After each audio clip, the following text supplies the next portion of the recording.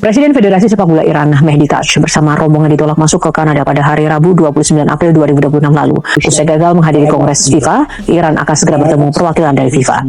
Mehdi Taj menjelaskan, pertemuan dengan FIFA untuk membahas sejumlah masalah jelang FIFA World Cup. من حتی دو سه بار گفتم من فیفا یعنی حرکت بشه، فقط شما محکوم میکنید، محکومیت پایید. بعد از اون بار گفتید اون فرد در اومد گفت امنیت نیست، شما هیچ عکس العملی راجع به این صحبت‌های سخیفه ایشون نشون ندادید. گفتیم در ایران همه 90 میلیون سپاهی هم. گفتم ما در واقع بند 79 میگم یا 170 مجموعه ما اینه که این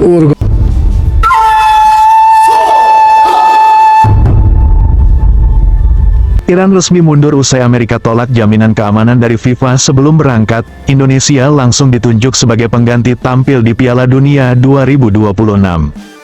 Dunia sepak bola dikejutkan dengan keputusan mendadak Federasi Sepak Bola Iran, FFIRI, yang secara resmi mengumumkan pengunduran diri dari Piala Dunia FIFA 2026. Langkah ini diambil setelah pemerintah Amerika Serikat secara tegas menolak memberikan jaminan keamanan dan perlakuan hormat yang diminta pihak Iran melalui surat resmi yang disampaikan kepada FIFA beberapa pekan terakhir. Kini, kabar terpercaya menyebutkan bahwa Indonesia telah ditunjuk secara langsung oleh FIFA sebagai pengganti, meski pengumuman resmi masih ditahan hingga mendekati hari pembukaan turnamen. Seperti yang disampaikan Ketua FFIRI, Mehdi Taj, pihaknya telah mengirimkan surat permohonan resmi kepada FIFA, meminta jaminan tertulis bahwa seluruh delegasi, pemain, staf pelatih, serta simbol-simbol negara dan institusi militer Iran, termasuk Korps Garda Revolusi Islam, IRGC, akan dihormati dan tidak diperlakukan diskriminatif selama berada di wilayah Amerika Serikat. Permintaan ini muncul sebagai respons atas insiden di mana delegasi Iran, termasuk Taj sendiri, dipulangkan dan mengalami kendala imigrasi saat hendak menghadiri Kongres FIFA di Vancouver, Kanada, pekan lalu. Saat itu, visa Taj dibatalkan saat masih di udara karena kaitannya dengan IRGC, entitas yang telah ditetapkan sebagai kelompok teroris oleh Kanada dan Amerika Serikat. Kami menuntut kepastian hukum dan keamanan. Kami lolos ke Piala Dunia melalui jalur olahraga, dan tuan rumah kami adalah FIFA, bukan pemerintah Amerika Serikat atau siapapun. Kami tidak bisa mengambil risiko mengalami penghinaan atau hambatan serupa seperti di Kanada. Tanpa jaminan jelas, kehadiran kami tidak mungkin terlaksana, tegas Taj dalam pernyataannya yang disiarkan televisi pemerintah Iran, IRIB. Namun, permohonan tersebut menemui jalan buntu. Pemerintah Amerika Serikat melalui Menteri Luar Negeri, Marco Rubio, merespons dengan tegas, meski pemain sepak bola Iran boleh bertanding, individu atau pihak yang memiliki hubungan langsung dengan IRGC tetap tidak akan diizinkan masuk ke wilayah AS, dan pemerintah AS tidak akan memberikan jaminan khusus terkait simbol-simbol yang dianggap bermasalah oleh hukum dan kebijakan negaranya. Penolakan ini diterima pihak Iran kemarin sore, dan dalam hitungan jam, FFIRI segera menyatakan keputusan mundur secara resmi. Situasi ini menempatkan FIFA dalam posisi sulit dengan waktu yang sangat mepet, mengingat Piala Dunia 2026 akan dimulai pada tanggal 11 Juni mendatang. Berdasarkan informasi eksklusif, pihak FIFA telah melakukan rapat darurat dan secara rahasia menunjuk Indonesia sebagai pengganti Iran. Keputusan ini diambil karena Indonesia memenuhi syarat teknis, memiliki struktur sepak bola yang berkembang pesat, serta dianggap mampu mengisi kekosongan tersebut dalam waktu singkat. Presiden FIFA meminta agar penunjukan ini tidak diumumkan secara terbuka ke publik maupun media massa hingga mendekati jadwal pertandingan pertama. Langkah ini diambil untuk menjaga stabilitas persiapan, menghindari tekanan politik, serta memastikan seluruh administrasi dan perizinan Indonesia selesai tanpa hambatan. Saat ini, tim nasional Indonesia dikabarkan telah diberi sinyal rahasia untuk mulai mempersiapkan segala hal, mulai dari pemusatan latihan hingga pengurusan dokumen perjalanan ke Amerika Serikat. Sementara itu, publik sepak bola tanah air menanti pengumuman resmi yang dinanti-nanti, yang dipastikan akan menjadi sejarah baru bagi perjalanan sepak bola Indonesia di kancah dunia. Bagi kami, para penggila setia timnas Indonesia, kabar ini ibarat petir di siang bolong, mengejutkan, namun terasa begitu manis dan membahagiakan. Siapa yang menyangka, di balik situasi rumit yang melanda sepak bola dunia, Takdir justru membuka jalan emas bagi Garuda untuk terbang lebih tinggi lagi ke panggung tertinggi sepak bola dunia, Piala Dunia 2026 di Amerika Serikat, Kanada, dan Meksiko. Harapan kami hanyalah satu, suatu hari nanti, melihat merah putih berkibar di antara negara-negara sepak bola terbaik dunia. Kini, seluruh harapan bangsa tertumpu di pundak para pemain dan pelatih. Tak peduli bagaimana caranya kami sampai ke sana, yang terpenting adalah Indonesia hadir, Indonesia siap, dan Indonesia akan berjuang habis-habisan di lapangan hijau. Maka dari itu, mari kita doakan, dukung, dan kawal persiapan anak-anak kebanggaan bangsa ini. Biarkan dunia melihat bahwa sepak bola Indonesia sedang bangkit, dan Garuda yang tadinya hanya menonton, kini siap mengepakkan sayapnya dan menorehkan kisah indah di panggung dunia. Piala Dunia bukan lagi sekadar mimpi, ia kini ada di depan mata, dan kami siap menyambutnya dengan penuh kebanggaan.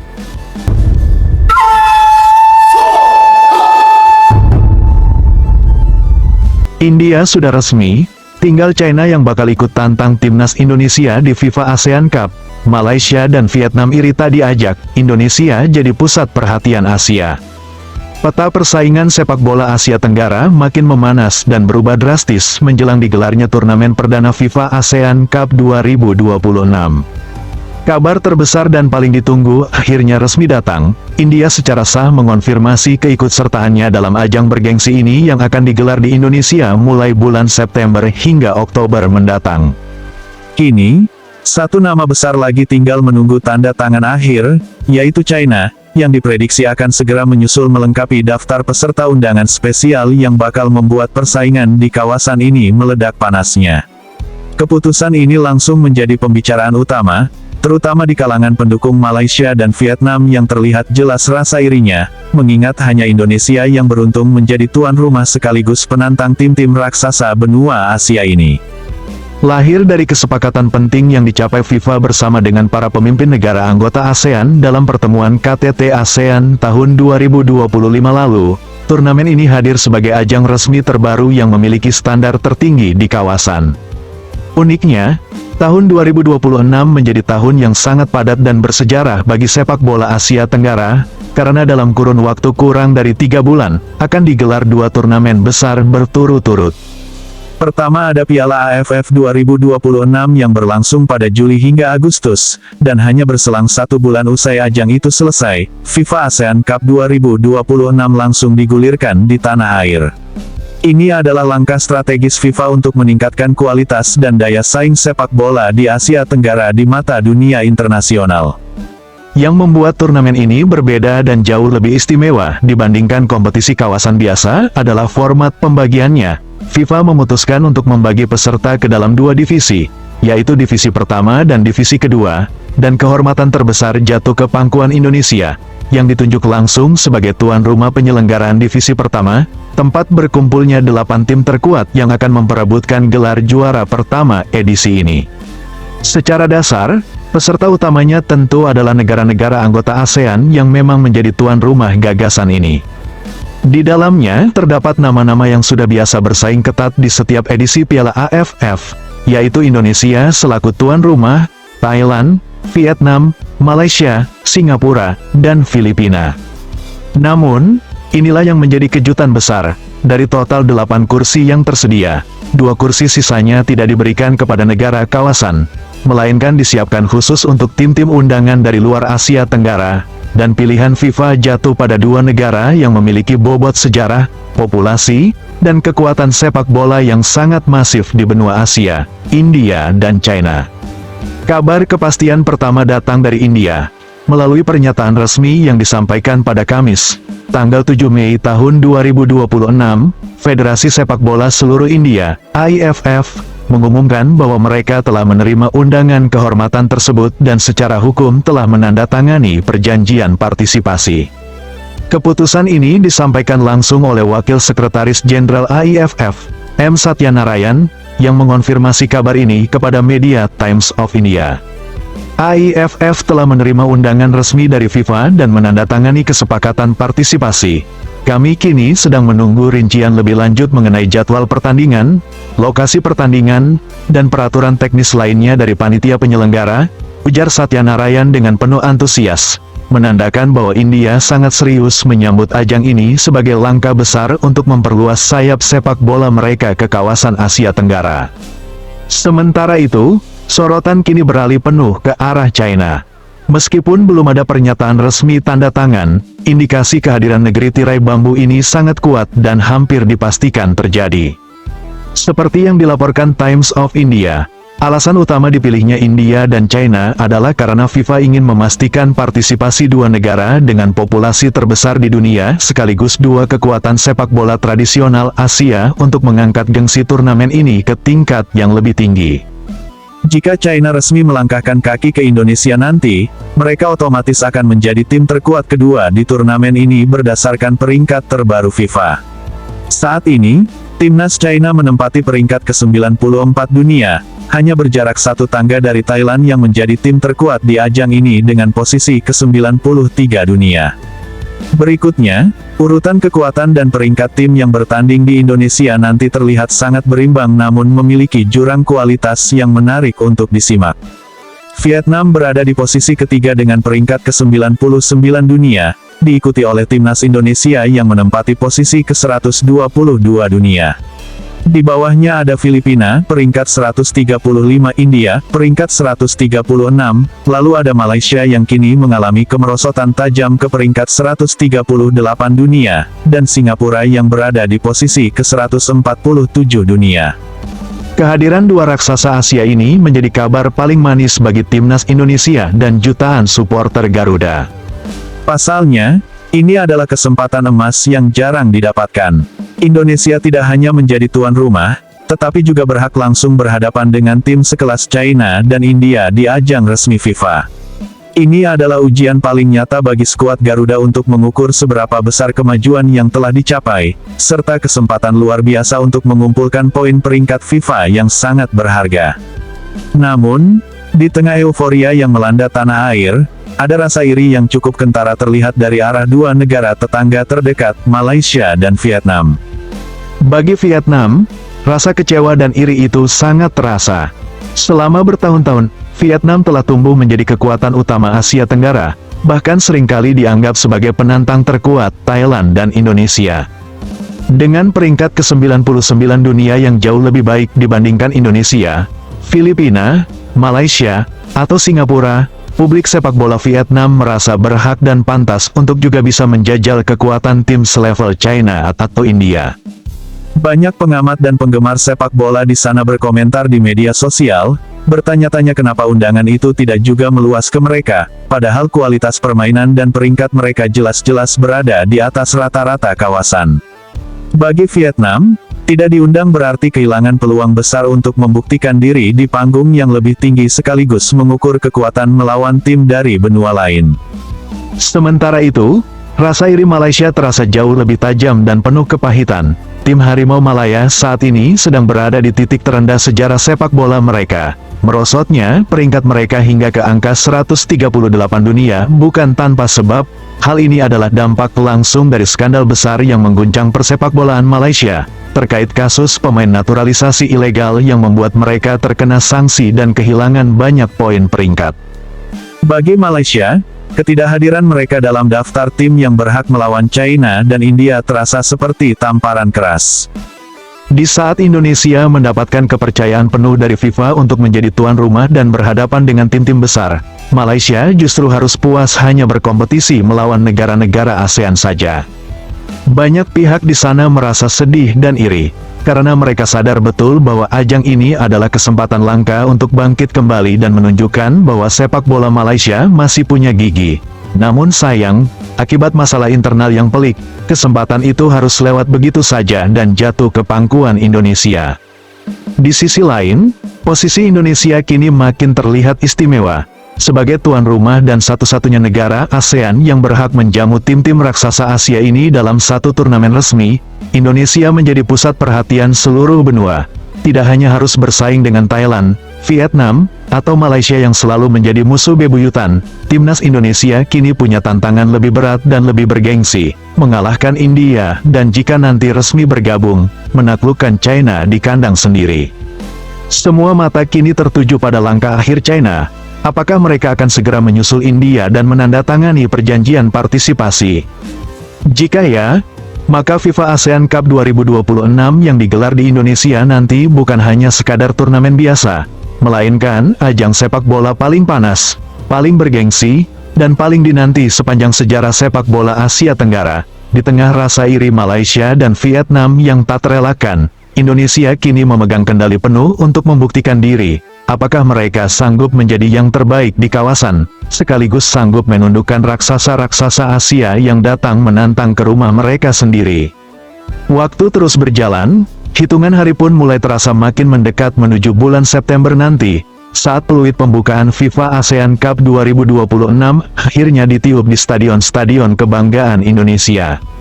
Segala persiapan, segala perdebatan, segala rasa penasaran yang menggelora di hati jutaan penggemar sepak bola di seluruh kawasan Asia Tenggara, kini akhirnya sampai di titik puncaknya. Apa yang tadinya hanya sekadar wacana dan gagasan besar yang disepakati dalam pertemuan tingkat tinggi antar negara ASEAN setahun yang lalu, kini telah berubah menjadi kenyataan yang nyata, konkret, dan siap untuk dicatat dengan tinta emas di dalam lembaran sejarah persepakbolaan benua Asia.